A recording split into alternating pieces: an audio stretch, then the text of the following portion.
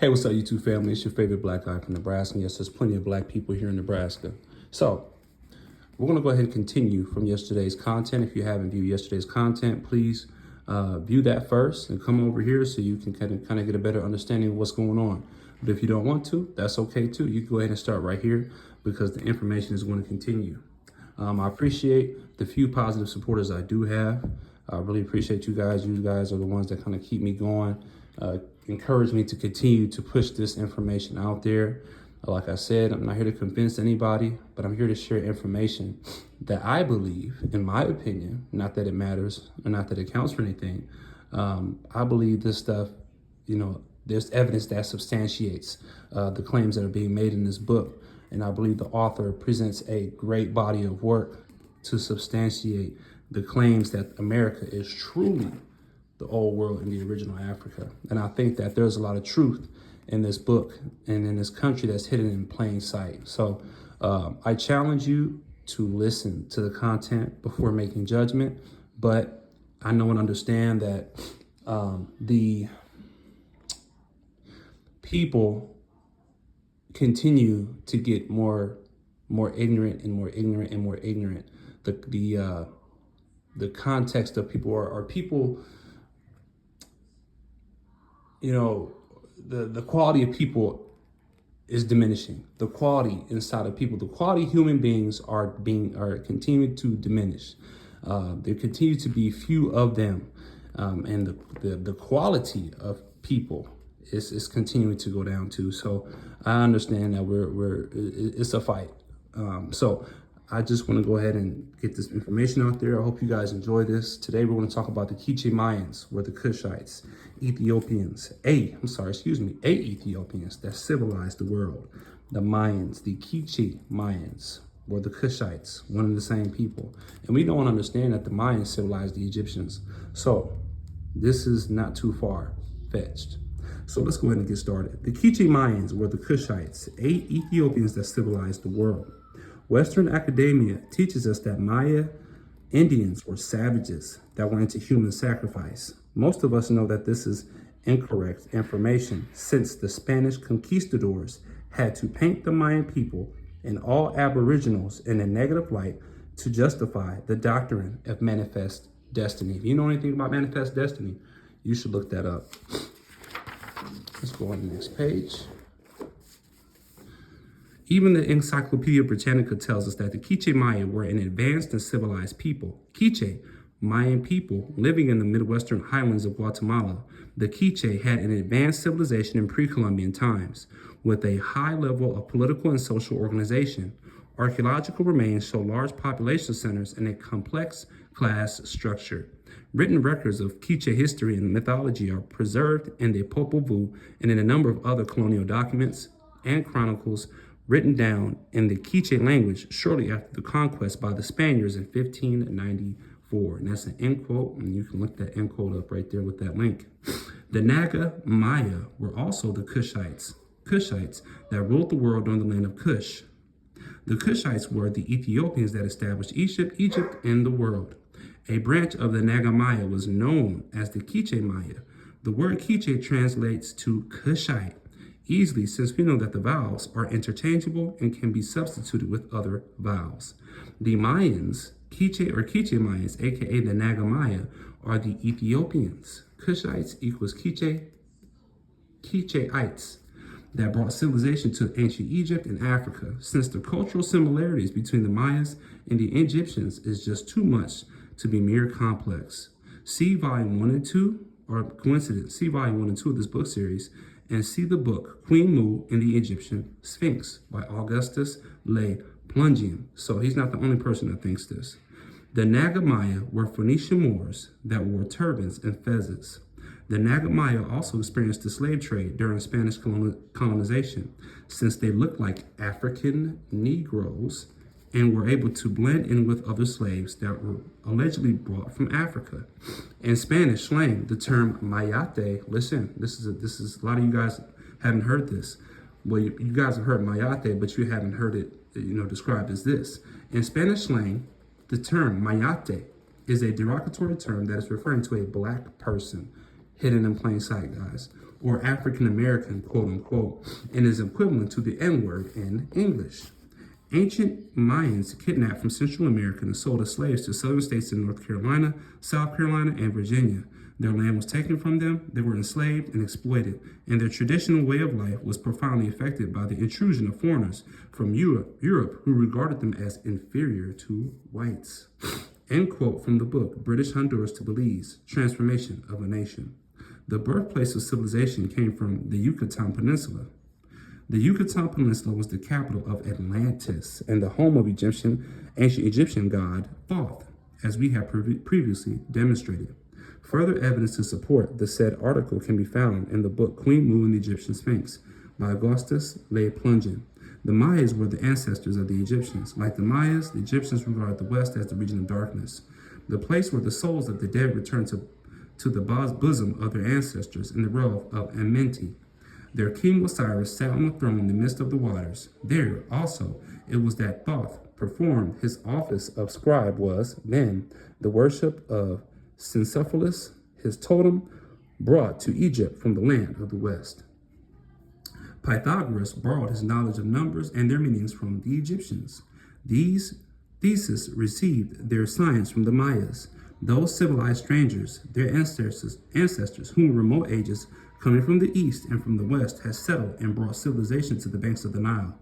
Such being the case, it is but natural that we should find the same doctrine regarding cosmogony and the meaning of numbers in Mayak, their mother country in the land of the West.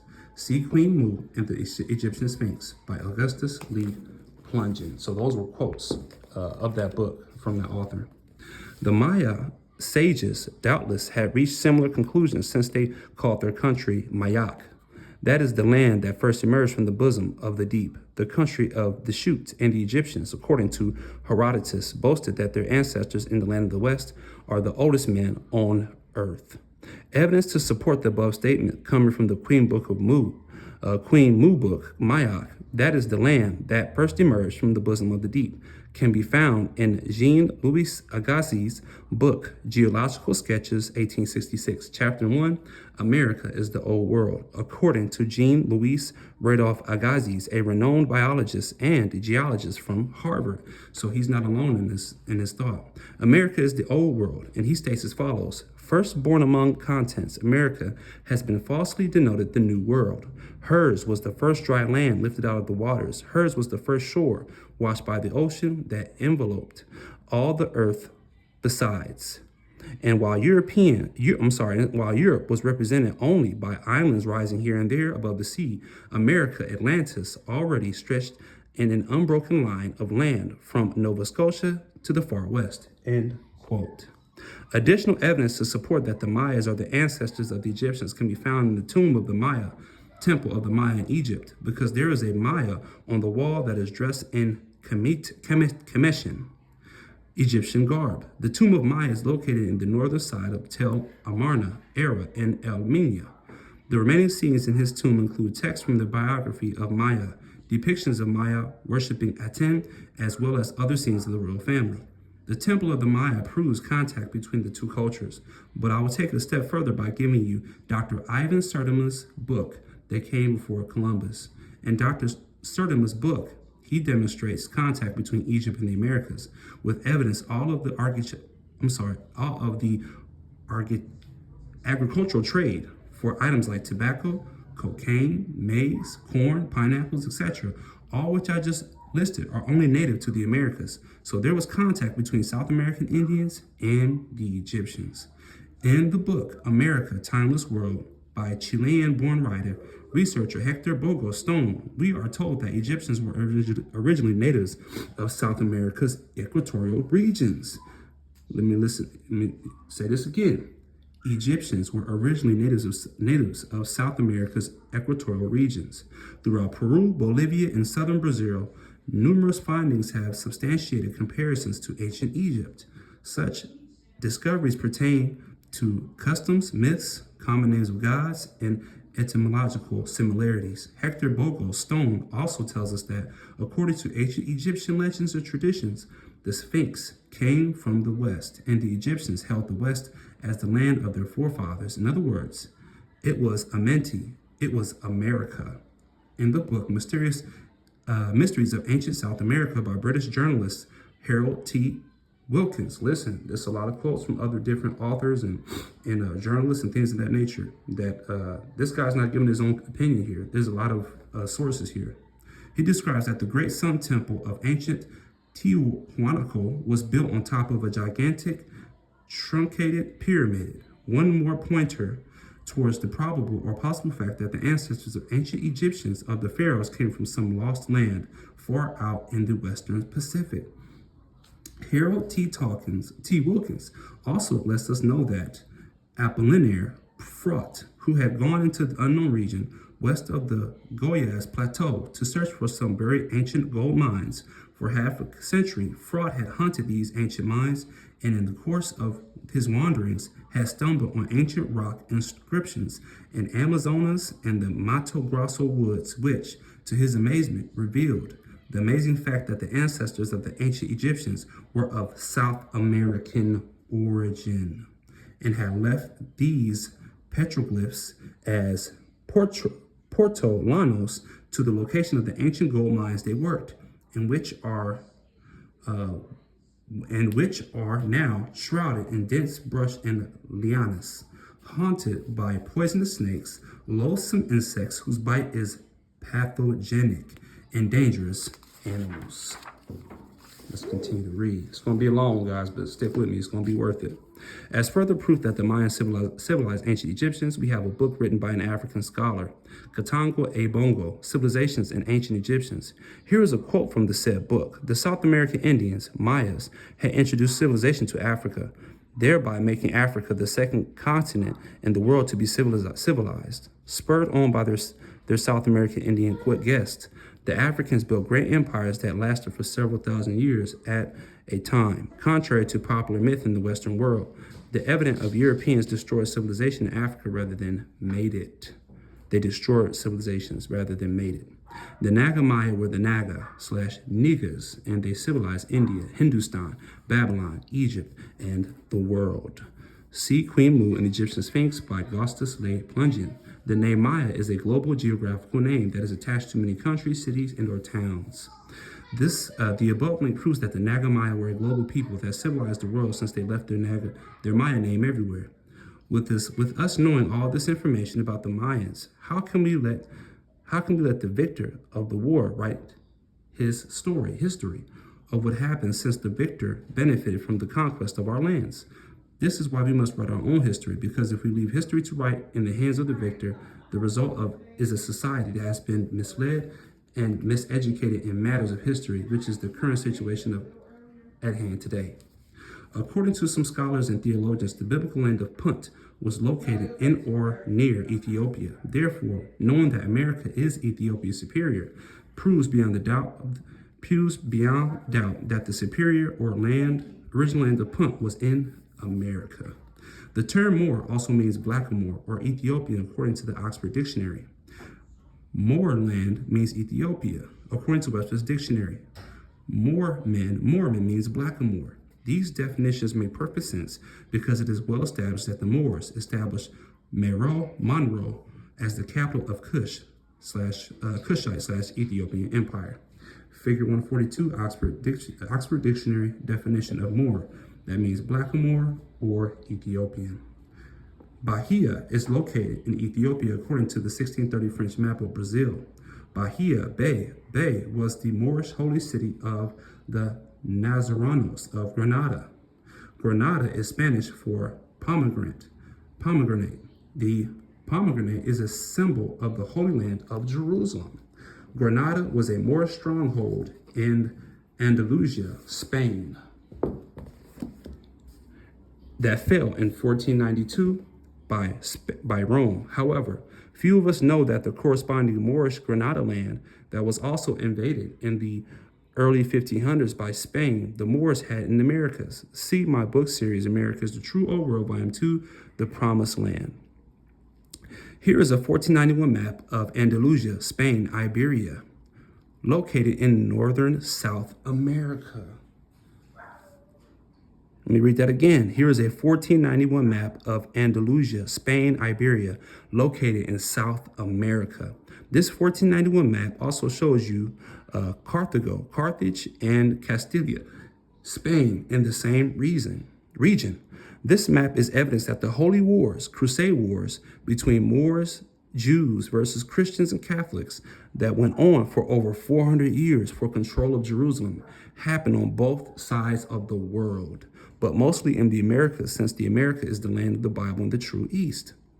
When the hijack Portuguese and Spanish Templars went looking for the old bloodline of Christ, John the Baptist, aka Pastor John, and the first Christians of Ethiopia, Abyssinia, who were called the Nazarenes of Nazareth, they found what they were looking for, because we can see the city of Nazarenos and Marrakesh on this 1502 map of Brazil.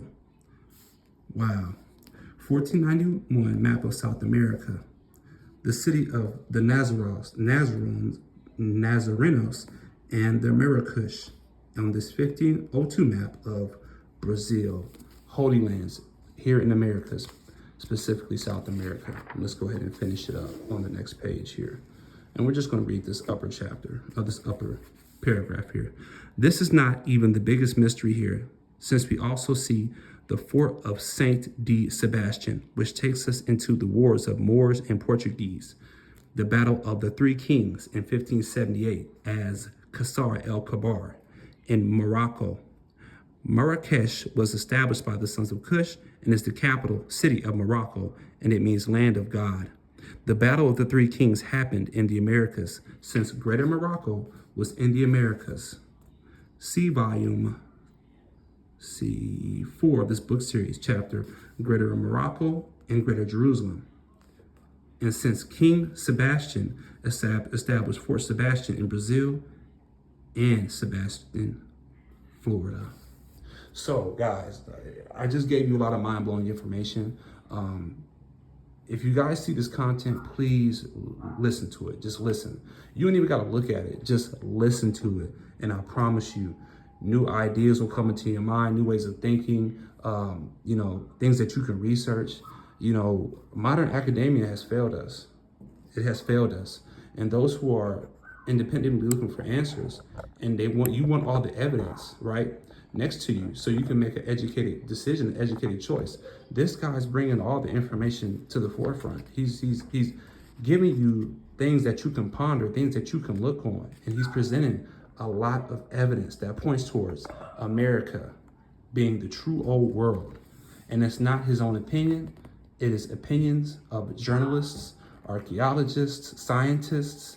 He's quoting from books that are written by trusted journalists and authors and things of that nature. So, hey, in my opinion, this guy made his, he made his point, or he did a great job presenting this information and putting it together.